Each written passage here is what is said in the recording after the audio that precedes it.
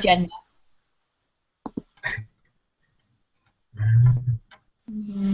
We do.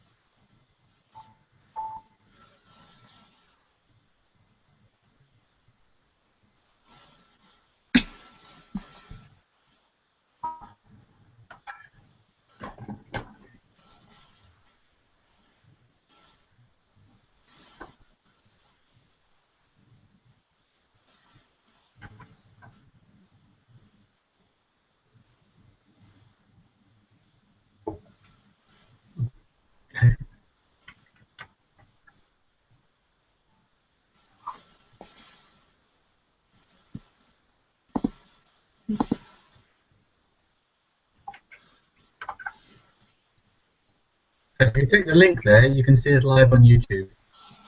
Oh, ooh, yes. Hangout to discuss a hangout. I like it.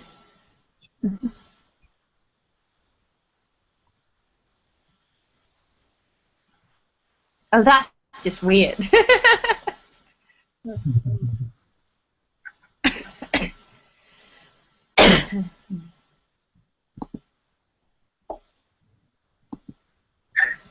I didn't have sound on YouTube, have you?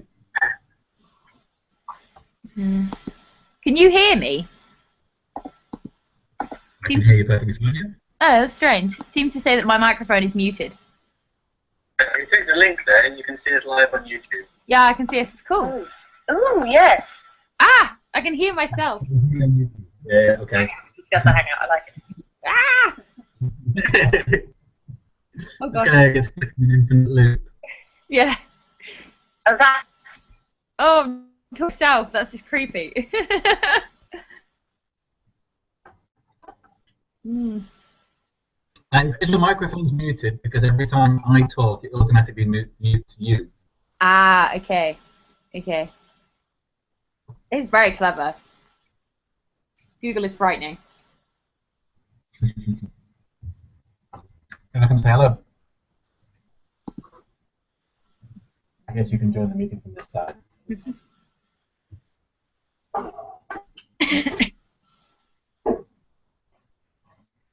My camera is there.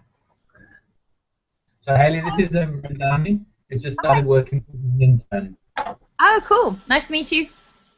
Hi, good day. How are you? I'm good, thanks. Good. Okay. Haley has been involved in the Habitable Planet program for a long time. She's done a lot of organising and lectures, and is currently in the UK. But she'll be one of the scientists on the panel for the first discussion. And you can see the YouTube feed here. Yeah. It's absolutely amazing. Yeah, so the YouTube is maybe a couple of seconds behind.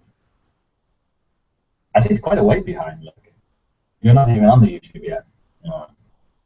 Hey, is your YouTube quite delayed? It's got quite a delay.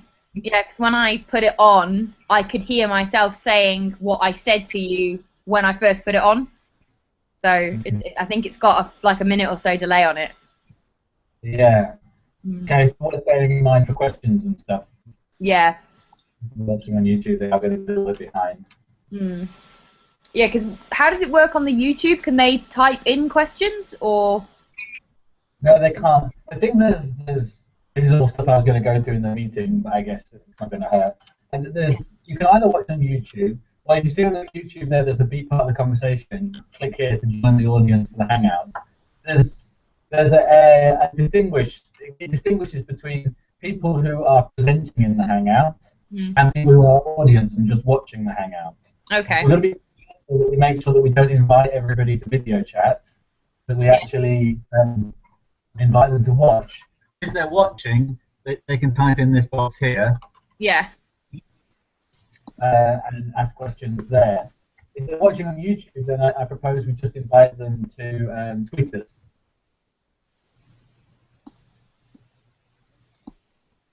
Okay. Yeah, I see it. Hello, Kabir, are you there? Yes, how are you? Very good, very good. We've got no picture for you. You're anonymous. Oh, okay. I will try and sort that out. I still need to sort out my camera and stuff, so yeah. Okay, you don't have a camera for today, or you just No, need to not try and. yeah. Either or question. You don't have a camera today, or you're just configuring it. No, I don't have a camera today. I see. I see. Okay. All right.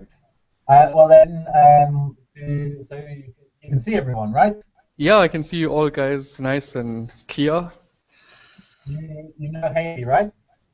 Hello. So yes, hi Haley. Hi. And who's then next to you? he came down with me. This is Rendani. He's just started as an intern supporting Okay. education. Yeah. Nice to meet you, Mdani. Hi, Bobby. Good. So we have Haley in the UK and Kabir in Durban. In Cape Town. I'm amazed how well this works. It's really good. Yeah, it's really good. The question is, and I think to take bets on this, will George be able to figure out how to get on? Ooh. I'm gonna guess no. Yeah, I'm in the no count. He is hoping to join us though for the chat next week, right? So. Well, yes, exactly. I mean, he's supposed to join us today, but I think the technology might be too much of a barrier. Mm. Have we got a student friend of his who can help him? There's always Natalie, but she's not in the same place, so I guess it doesn't really help. Yeah. At least she's in the same country. Yeah. That's true. All right, so with Kabir having joined, the screen changing is getting quite frenetic, but it's manageable, I think. Yep. Yep. Yeah. So we're just waiting for Hope and George. Hope is a computer science student, so he should have no problems. Yeah. Just George. And George on Skype, let me speak to him. How did you guys get on? Did you just follow a link in an email? You just popped up as a G chat, effectively, on mine. I was just signed into my email and it just popped up. Yeah, I just went into my Gmail account and I don't know what I've done, and I've just seen pictures on the screen, and then it was awesome. So I'm very I'm very new to this Google Hangout, so yeah. All of us are. Here at CSIL, they've supported a thing called ClearSea as our preferred method of video conferencing. I don't like it at all. And Google is free. Yeah. So, no, it seems it seems free to turn it down. I've got a Skype. Is that going to be George? And it seems to have like all the effects you could need. Yeah, absolutely. The Q&A button is not working. It says this function is disabled. I specifically tried to enable it. For some reason, you have to enable Q&A before you start, which I thought I did. So I just need to experiment with that. Let me see if I can get George in via Skype. Okay.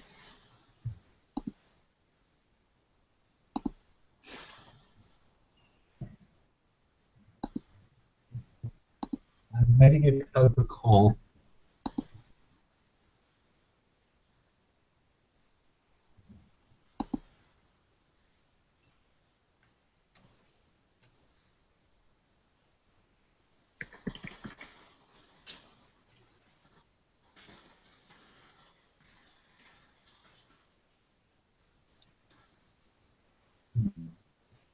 Hope. So can you get Hangouts on an iPad? Yes. Yeah, I think so. My iPad and my iPhone. Sorry, I'm going to have to get in. Okay, because I tried doing it now and then just couldn't. So I need to Have you do done- much. Yeah.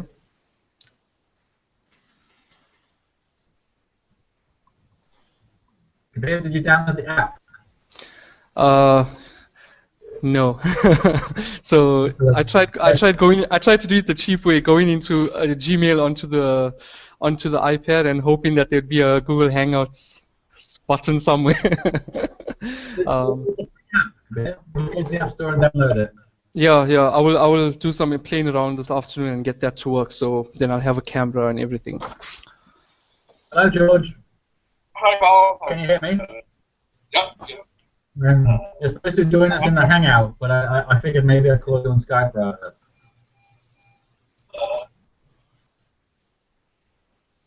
Skype is not better for me. But I have to get some light up. Skype is not better for me. Hey, man. What's the yeah, you put the agenda outside. Looking at it.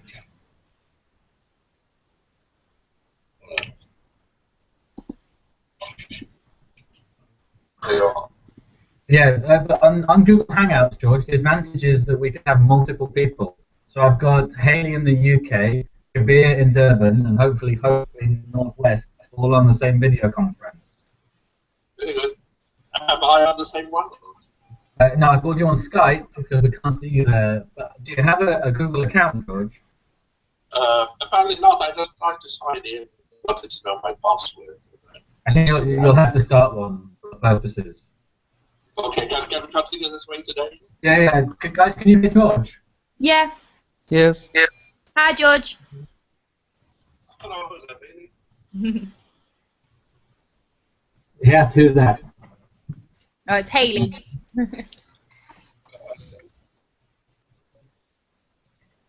I just had a this morning at Marvin post a video.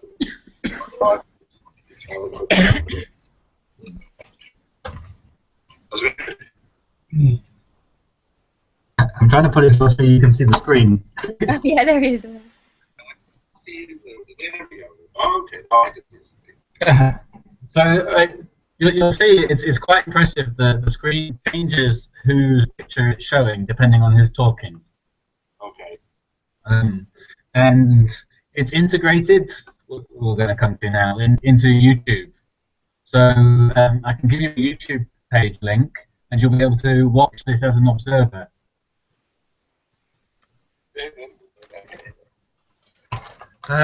Right. I guess we're just missing Hope, but we can proceed without Hope, if that doesn't sound too depressing. So, guys, thanks for coming. I just wanted to quickly do introductions, but I think everybody knows everybody except Rendani, right? And I already introduced him to Kabir and Kabir. Have you met George? Yes. Yeah. Oh, I remember the guy who had this was my wife. Where did you meet George, Kabir? Yes, I did. We spoke to him down in Cape Town. I think I did a small introduction. Well, no, it was in Kenya at the Habitable Planet. I did a small introduction to him, to the students in Kenya. So yeah, I don't know. Yeah, I don't know if he does remember, but yeah.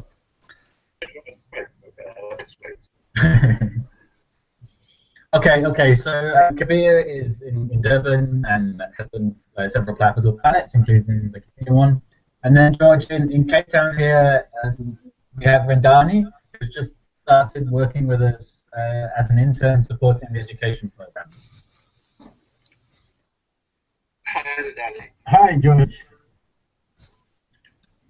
Okay, so I'm just going to quickly run through the agenda. The main purpose of today, I think actually the most visceral thing is to test this Google Hangouts, and so far that's been brilliant. But I'll go through the things that I wanted to discuss. And the first, I think I've mentioned to everybody, let me run through. The advantage of the Google Hangouts over Skype is that we can have video from multiple locations, that it's integrated into YouTube, and anyone can so we can have 3 or 4 different scientists speaking and we can have 300 or 400 or even more students watching, which you can't do on Skype. And it's got this integrated Q&A, which I haven't quite got working. So we can have hopefully the concept is that in a week's time on Thursday, we will get this same group together and hope to have the scientists give some kind of presentation and discussion, which we will come on to, and have the students watching, but not on video. So we will have the scientists on the video giving the talks or leading the discussions, and then we'll have the students watching either on YouTube or passively here on Google Chat, taking part that way, and they can type in questions either directly into this little box here on the side of the screen, pointing to the right side as you're looking at it, or they can give us questions via Twitter. That's really on the features of Google. George, you will need to just register for a free Google account, I believe. Okay? I'll do something. Any questions or comments on the use of Google? And no will suffice if you don't have. Nope, it's good. All good. Okay. All right then. Which fits the second or the third thing? George has suggested that it would be a good idea to actually invite the students physically to where we are, so that there's the possibility of them coming in person and us linking up not just online but also having groups. Haley is in the UK. I don't believe we have anybody attending from the UK, so I think Haley, you're just attending from your computer. Yep. Kabir, is there a possibility you could book a room in Durban? Pietermaritzburg, yes, I could possibly get one. So I'm not expecting a lot of people, so just a small meeting room that we could advertise. Okay, so should I inform the people, students around me, or how would that work? If you can just book a meeting room and let us know the details of it, I will send an email out to all of the students informing them of the various local places they can go to. Cool, that sounds good. Okay. Yeah, you book a meeting room, I will advertise. I need to get Hope to book one as well. So that means we will we'll have local meetings in Cape Town, Maritzburg, and Northwest. That Hope just joined us. Hi, Hope. Okay, maybe Hope typing. Hello, Hope.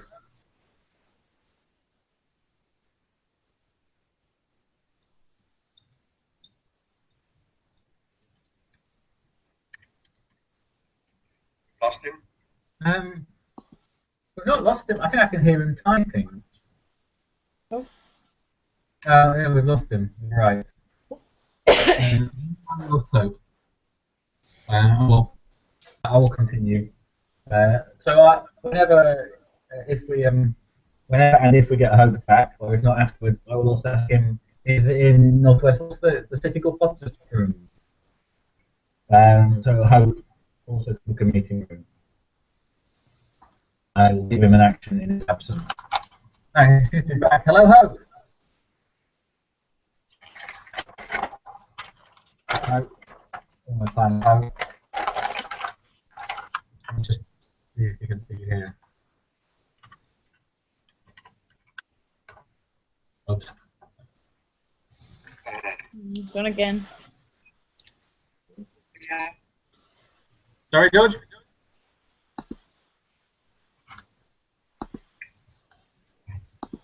got type at the moment. Okay. So you guys book a room. I will advertise. Just let me know where the room is. I'll talk to Hope if he's not listening. I'll assume he is for now. And then Thing. Hello, Hope. This is like it.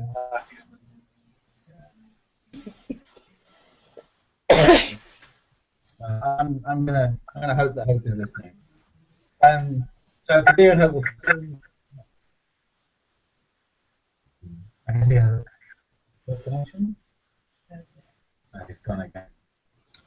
Okay, moving on. And then I'd just like to ask everybody to arrive half an hour before the event so that we can get this all set up and be ready to start on time. Mm-hmm. That's fine? Yep. Yes. Okay, perfect. What's your time now?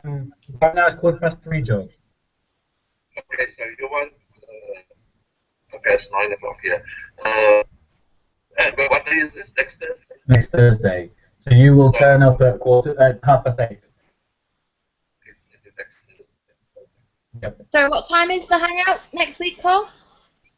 Oh, it's 4 o'clock. 4 o'clock. So early. 4 o'clock your time. An hour later than this. So you will, George, it's 9:30 for you. You arrive for a 10 o'clock start.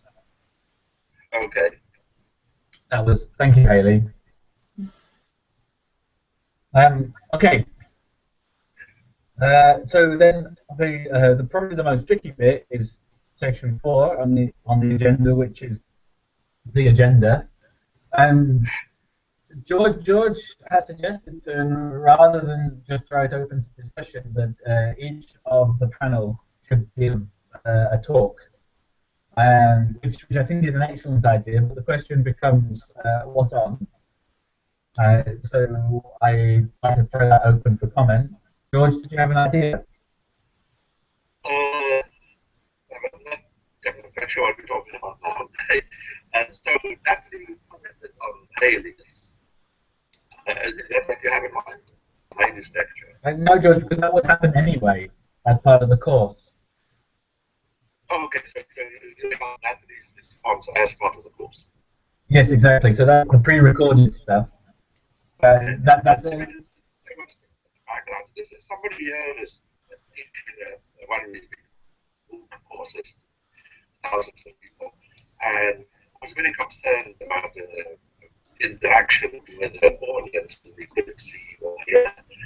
And then to his best artist comment that it's a course in sociology, that groups, 5, 6 people were meeting in different cities, London, Singapore, to discuss his course. These people were all listening in to his course. So he did arrange for 4 seminars limited to 5, 6 people plus himself, and the rest of the world listened in. And but that whole group then discussed issues, different perspectives on what the other said. I did something like that. Yes. Carl, can you just summarise for George, because it's quite hard, I can't quite hear him. Okay, maybe. Yes, okay, so George has just said that there was a group in the US who organised a MOOC, and that they were a bit concerned as to about whether people were actually listening in, and it transpired that groups had formed around the world where people were actually getting together to discuss his course, and that I think I'm repeating with fidelity what George said, that they therefore organised events whereby small groups would talk in this Google Hangout-like format, and large numbers could watch online, which is the kind of thing that we're trying to emulate. George, I want to distinguish in your head between that and the course itself.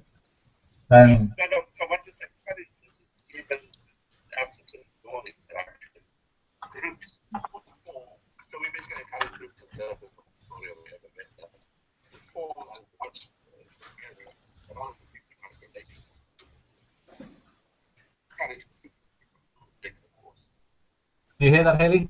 No, it's too quiet. It's difficult for me to hear. I can't turn George up anymore. Bear with me 1 second, guys. Just 1 second.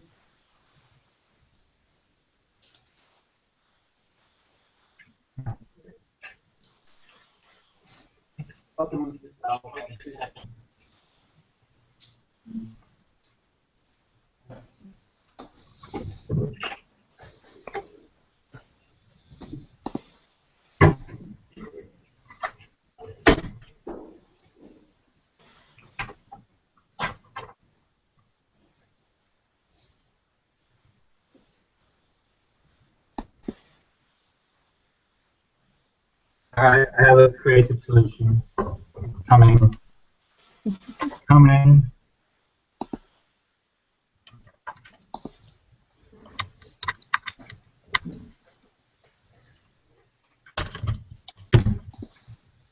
George, can you speak again? Okay, so let's jump out ahead where we would like to do. And then participants are often quite keen on the season cycle. So suppose there's a group in Cape Town taking the course, and there's another group in Venda taking the course. We should encourage groups in each place rather than individuals. So, and they should be relatively small. So there could be a group of 5 or 6 or 7 groups, each 5 or 6 in the Venda.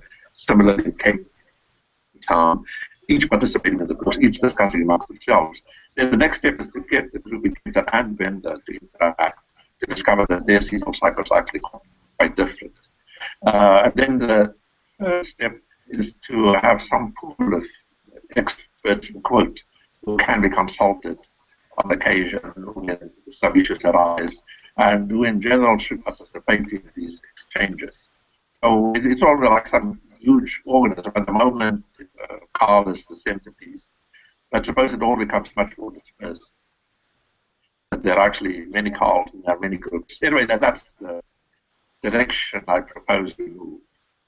Yes, so I mean, this time we'll have groups in 3 centres where we have somebody actually there. But I agree that we could hopefully move towards having more groups. And next time, hopefully, we will do so. We have 3 of these hangouts scheduled. So at each point, we iteratively hopefully include more local groups all meeting together. Yeah, the key thing is that to interact, you really can't do it with any more than 6 people at a time. It's chiming in. So we just need many such groups. Yes, I think so. Okay. So, you also, since these are all students, you also need some experts available to join should questions arise. That's where I create a separate group of people who will make themselves available at certain hours to participate in such things. The intention was, George, that this is that group. Okay. Oh, I see. So all of, how do I put this? Only one of us. Well, let's see. It's going to be trial and error as to what is format. In principle, only one of us can interact with 6 students somewhere. It doesn't have to be all of us. It should be all experts. The people are picked as we're talking just about the physical part of the course, and so we've got one of the people who, for example, Haley as an oceanographer and Hope as a computer scientist. We've got people from within the physical here to lead those discussions, and we've got at the minute several locations where we will have small groups. But we also have the facility for everybody to watch those small groups. Very good. Yeah, that's fine. But George, we already have in the online course the lectures explaining, for example, like Haley's lecture on why oceanography is important. And we already have in the online course an expert giving a critical comment on them. All that stuff is already there. So the question becomes, what should we discuss when we have this interactive session? Okay, so sound like digression. I assume everybody has seen this Harvard video on where the students asked why is summer warmer than winter. So there you have an example of a very obvious question and lots of experts on education discussing the issue. And I would, and the wrong answers of the students have generated quite a bit of dismay and concern about science education.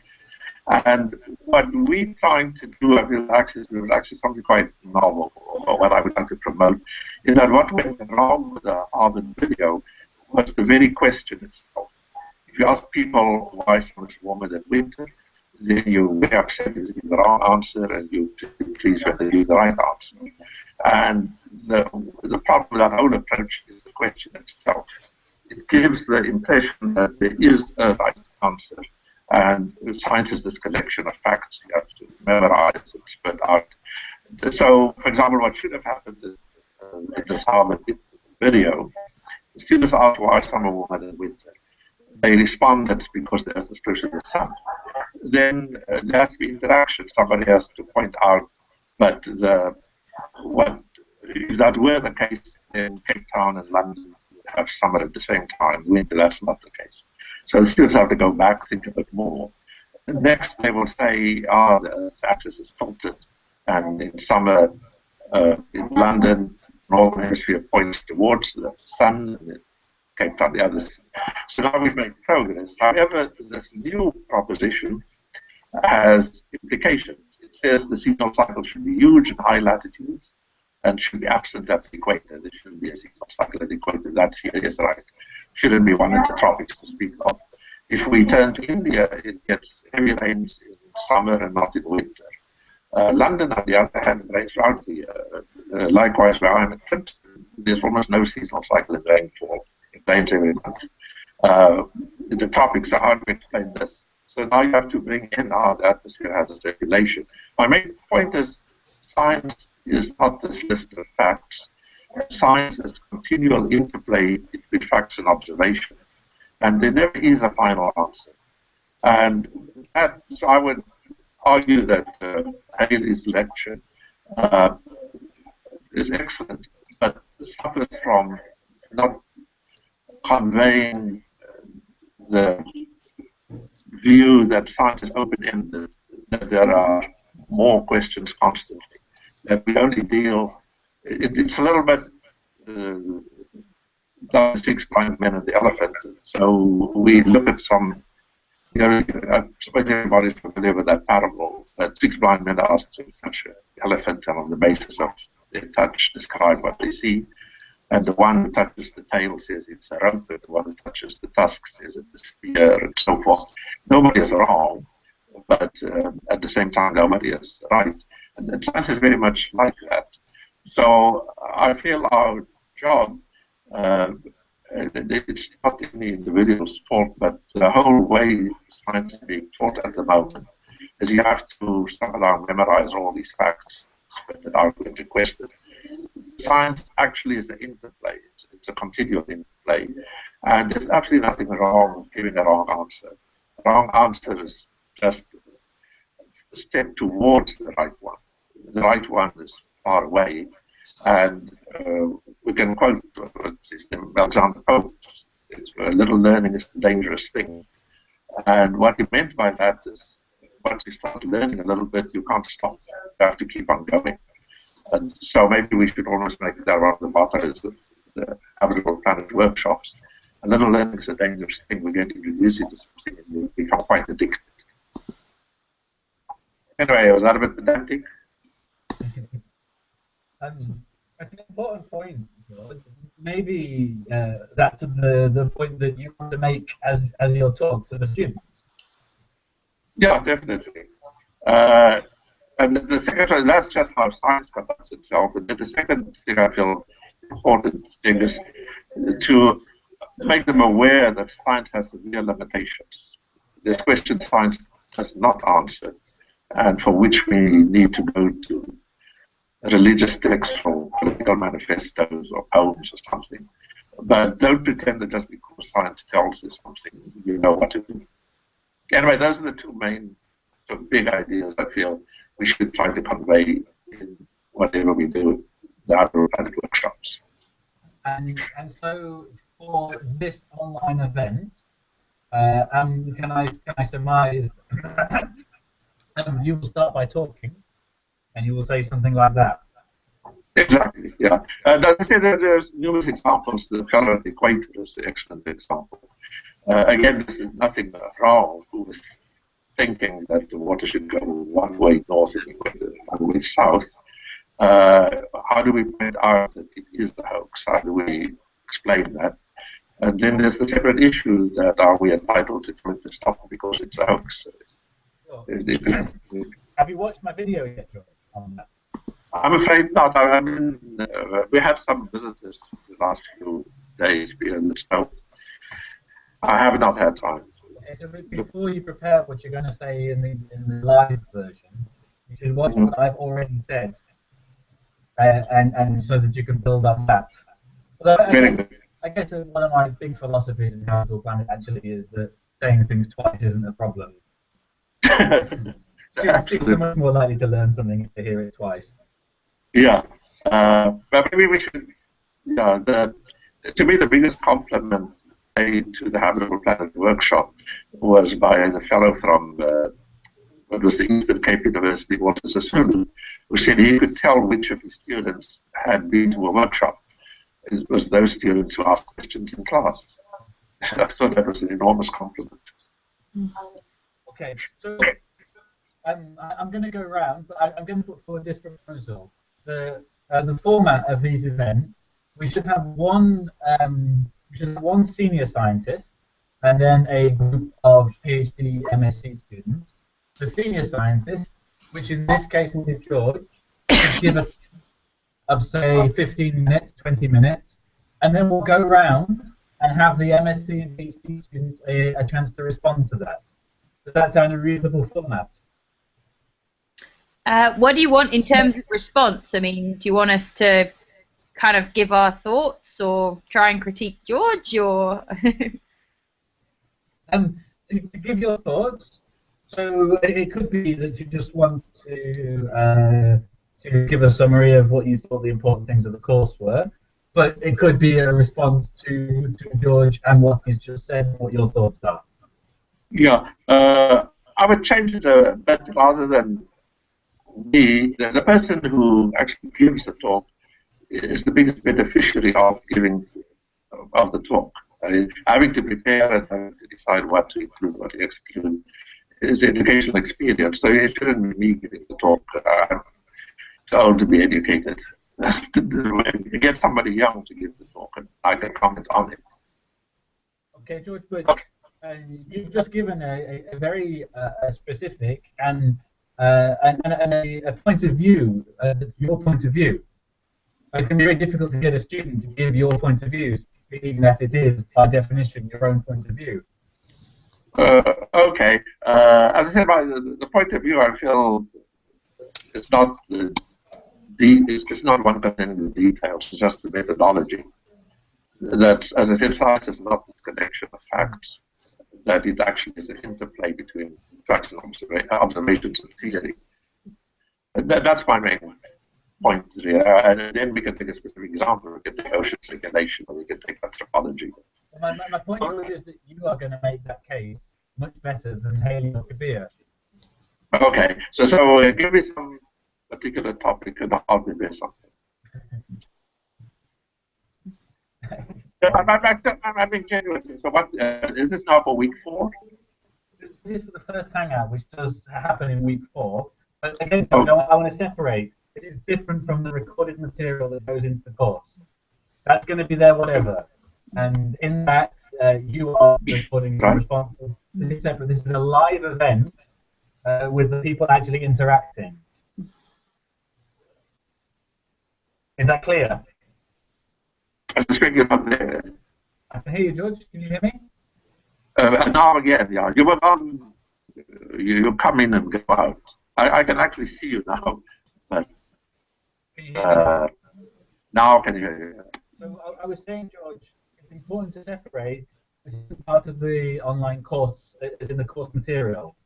This is a separate event associated with the course, but that's going to be interactive. Okay. So let's just get the format right. So the lectures actually are on the web. You watch them. They watch them in their own time. And so you want me to comment on the lecture? No. My question to you is what should we do with this? We have those lectures in place, George. We have you. Okay. You are going to comment on those lectures, and you're going to record that, and that's going to be in place. And the students are going to watch that, so they're going to have seen the lectures. They're going to have seen your comments on the lectures. They've already done all of that, but now we have them for an interactive event, for an event where they're joining us online to do something. Now the question is, what should that something be? Okay, very good. So they've watched the lecture, they've watched the response to the lecture. It's now incumbent on them to come up with questions. I'm quite sure they would not have understood anything. As I said, science is open-ended. If the potential scientists, they would have identified what next. So put it up to the students, the viewers. They have available now people who respond, but they must have questions, surely, to those. And when I respond, I will watch what Haley said, I'll watch that again, and I'll watch how Natalie responded. And I'll have some opinions that differ from both of them. And I'll encourage students, if they silent, I'll point out to them where I think that one could expand or clarify, but either Natalie or Haley had said. So the format could be, I'm responsible for some particular topic, and just for the sake of argument, say it's Haley and then Natalie's response. I'll draw down some issues I'm doing up, but I'll first invite the students to come up with those issues.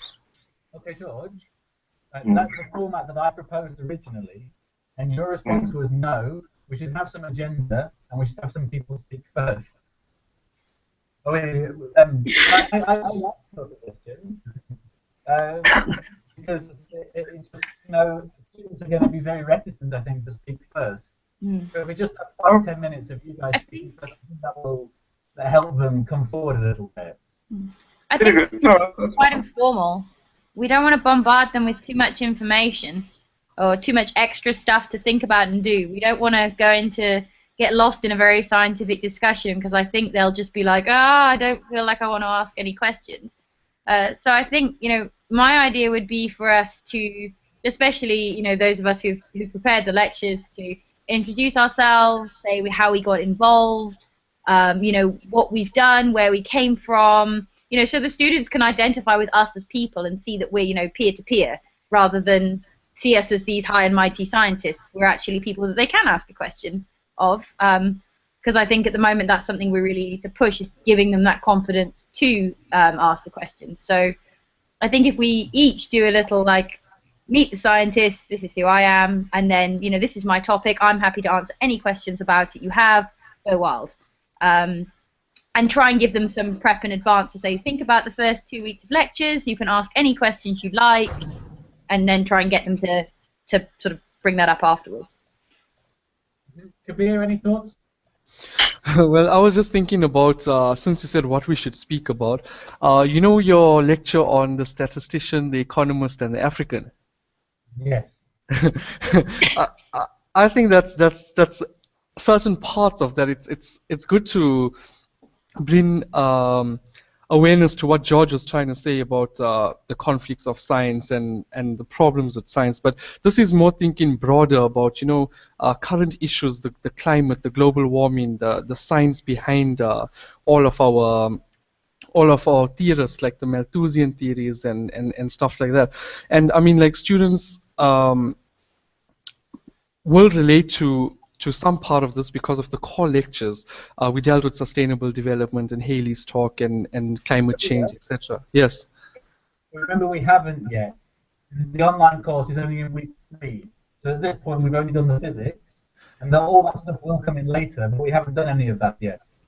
Okay, all right. So actually, this is probably the toughest of the discussion sessions, because, no offense to the physicists here, the physics is definitely the driest bit of the course, the hardest to really start a discussion around. Okay, again, I mean, we're just throwing up ideas. We have to keep in mind nobody actually knows where this MOOC online business is going, and we just have to try various things to see what works. So that's the next possibility. Everybody finds the John Stewart thing last week very amusing. where, especially the section where as the congressman in Washington asks stupid questions and so forth. Another way to look at it is there's nothing wrong with wrong answers. And it was unfortunate that Jon Stewart chose his job is to be amusing, to entertain people, but educational opportunity was missed. So concerning the physics, he puts on the show that the congressman was confused about ice melting and raising sea level. Jon Stewart, let's watch that again, and then have an analysis, instead trying to explain to the congressman what's wrong. If you go carefully, there were 4 of these politicians who were sort of embarrassed. Each one actually asked the interesting question. The question about the wobble of the Earth makes for lots of laughs. It's actually not a stupid question. Can we actually answer it intelligently? And then the most interesting question was the fellow who said that why should he believe scientists? It's no point of view. But anyway, what I'm proposing is we start with a comical approach to these questions, one that unfortunately makes people feel like idiots if they give their answer. And then re-examine it and say these actually were not stupid questions. Okay. The question about the wobble lends itself well to the course and to the paleo bit. I'm not sure what other questions they asked, George, other than the wobble. There was the wobble and...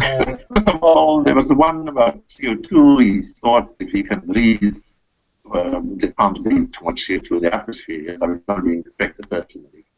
And that we explained that it was the effect of CO2 on climate. That was the issue. Wasn't his personal health suffering because of too much CO2 in the air? I suppose it's not all that stupid. You have to learn about concentration. Anyway, the third question was about the ice melting. If the ice is in your glass already, if the ice is already in the ocean, its melting will not affect sea level. Just to make the point, it's the ice on the land that we worried about. Yes, I remember. Yeah, and the last one was the fellow who said that he thinks lots of things why should we pay special attention to scientists. Again, George, my response to that is it would be something good to do towards the end of the course. Once they have done biology, for example, and they have started to think about the political, social kind of stuff. Yeah, I think we're getting too far ahead of ourselves with talking about the science here. I mean, clearly we could all talk at length about any of the topics that we know of by the end of the course, but I think the role of this session at this point has got to be to get the students just talking, not even, worrying too much about, debating the ins and outs of the scientific method and the politics and everything. We just need to get them to engage, and I think that's, keeping it really informal, fun, meet a scientist, meet these people who you've, laughed at them, get them to ask us questions like, what was it like recording your lecture for an online course? I mean, I'm quite happy to tell them how much of an idiot I felt like recording this thing. I think that's good, eh? That's good. Yeah, I think just, Carl, do you know how many we've actually got registered? Do you have an idea? We have 300 registered. Okay. Of that, 100 completed the first test. Okay, cool. So, I mean, I think we need to, before we get them, before we get this event going, we really need to push to get them all online and communicating and try and ensure that they're going to be there. So, maybe what we need to do is try and get them asking some questions beforehand so we have some ideas of what they're going to want to know. And then that's something, we could pick. I could say, Nonkwe asks, Haley, how did you get into oceanography? Why do you do oceanography? So that we've got some preemptive stuff to start off with, and then we can take questions as they come in. Yeah, I like that, Haley. Yeah. Can I suggest that everybody be prepared to talk for 5 minutes? Yeah. Doing an interview with yourself, and maybe thinking of some thoughtful questions that you'd like the students to think about. Yeah, I mean, I'm quite happy to ask some questions to the students and get them to respond as well. Get them just to write in, and you can just read out a couple to the live feed and say, what do you think about science? Why are you doing this course? Just anything that we can get to start them talking. Sure. Right. George, are you happy with that? Yeah, as I said, we don't actually know what will work and what won't work. Exactly. We just have to try. And George, Right. I think the idea of showing that video will work for the third Hangout when we come on to human issues. Because then actually the communicating science to the public, the need for giving those explanations, etc., is more relevant to the material that they're learning in the course at that point. And also, they've now studied all of the science to be able to think about giving a response. Yeah. I think this point is a good one, that just speaking to unknown people can be intimidating. We just have to encourage them to say something. Okay. Well, I'm going to get the students to register a question before, at least one. Can we see if we can do a drive to get more of them signed up onto Twitter? Because then we can get, I mean, that's the easiest way to collect potential questions. Just say, guys, as your mission this week, we want you all to sign up. Even if you've not used it before, just post a question so that we've got some ready for the live session on Thursday or whatever. Okay, I will try. The other thing I can do is I can give them a Google form where they have to submit a question and tell them that they need to submit the form in order to get the running for Cape Town. Yeah. No, that's a good idea. I think we need to push it. So, I mean, suggest to them that they either sign up to Twitter and send you their tag, or that they fill in the form if they really, really don't want to sign up to Twitter. But I think if we can get them involved in Twitter now, then we've got more chance for discussion going forward as the course progresses. Oh, sure. Okay, guys, I'm wary of time. I need to be heading off shortly. I wanted, there was my section 5 of Murphy's Law scenarios. The one thing I'm about is what if no one shows up? And as you said, Haley, I will make a big effort to make sure people show up. Yeah, I mean, I can help with that as well. I'm quite happy to start being a bit loud and a bit annoying and a bit, obnoxious, and hopefully people will listen to me. I think if I can give us all an action to get onto Twitter and the Habitable Planet and advertise this, and try and make sure and I think it's open event. Other Planeteers want to come, they can. Yeah, I think we should encourage the people who are on the Facebook group already to come and join in for these live chats as well. Because we've got some people on there who are willing, and we can get like the Western Cape Schools group and the other schools groups as well, maybe, to be involved. Yeah, that would be great. I think it's a really good idea, schools groups. I'm running out of space to take notes. I'll try and remember it. And then also, let's say that we get a relatively small number turn up. If we can all cajole at least 2 friends to come along, they won't feel as lonely. Yeah. Yep. So let's all try and do that, please. The next one is what if the technology fails. That's a really good question. I suggest that we just revert to local groups and maybe try and connect them via Skype. Yeah. Yep.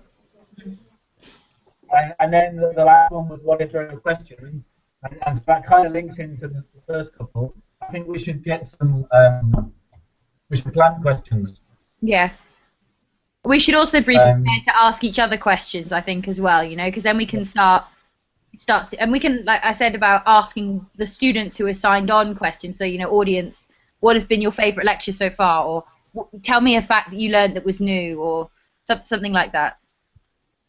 Okay, yeah. So persuade people to come and brief them with a question that they should ask. So that at least we're going to have some starting. What's your favourite? It was quite a nice one. Yeah. I don't want to upset anyone. No, I don't care. Just very quickly, in terms of number of people watching, and this goes even before the course started, Kabir's lecture is head and shoulders above anyone else. All right. So well done, Kabir. I don't know why, Kabir. No offense to your lecture, but I mean, you're like 4 times the viewings of any other video. Oh. Which one did Kabir do? It's the atmospheric circulation. All right. Oh, good work, Kabir. Wait, I missed that. I missed the whole thing. I couldn't hear you. What happened, Ekal, with my video? It gets about 4 times the number of views of any of the others on the channel. Oh, okay. Oh, thanks, Haley. So yeah, it's very, even before the course started, it was well ahead. Oh, okay. Well, that's cheating. All right. I think that's everything for now. I mean, for me, the main thing is the technology seems to work. Guys, I'll send out some minutes and some actions, but the main thing is to come prepared with something to say and to go out there and all make a big effort to persuade people to come. Yep. Okay. Cool. Just go around before we sign out. George, anything else to say? No, you're available Monday? Me? Yeah. I have some questions. I'm up to my ears right now. I couldn't really pay much attention to what's expected of me next Thursday. I'm going to double check with you on Monday. Okay, but George, you know you owe me 2 recorded things by Monday. Oh, really? In that case, are you available tomorrow? Yes, I can make myself available tomorrow. Okay, because I have to run over some. We'll discuss the recorded stuff tomorrow. And Monday is a busy day because we launched the site for the next week of lectures. And I'm going to be chasing up people for videos and then desperately uploading them at the last minute. But luckily I have help now. Okay, so tomorrow is Saturday. What's your time right now? The time is 4 o'clock. 4 p.m. Could you be available 2 o'clock tomorrow? Yeah, tomorrow's time. See you then. Very good. Okay. From you, Haley? Carl, have you actually told them when it's going to be yet, and told them? I mean, what do the students know about this already? I've told them when it's going to be. Okay. I've told them there are local groups to join. It's been marked on the calendar for some time, and I adjusted the time. We got an email the day before yesterday outlining everything that's happening. I will remind them again in their weekly email on Monday that it's happening. And I guess we should post to the sites on Monday, etc. Yeah. Okay. So I can start talking about it now on the Twitter hashtag and through Facebook, and they won't look at me like I'm a crazy person. No, they've been informed. Okay, that's good. Cool. But Monday was going to be the day to get their weekly email that I was going to start big on it. Yeah. So push them for the signing up of stuff then, I think. Yeah. Okay. Cool. Awesome. Maria? Yep. Any comments? Awesome. And I? No, I'm good. Perfect. All right. Thank you very much, guys, for making the time. And if not before, I'll see you for the event. Yep. Cool. All the best. Have a good weekend. Cheers. And everybody.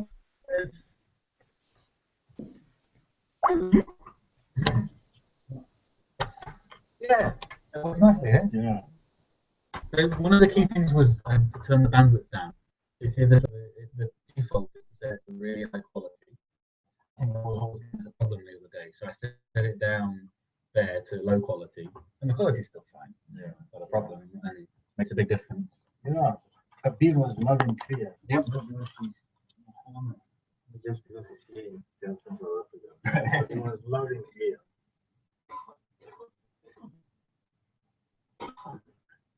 All right.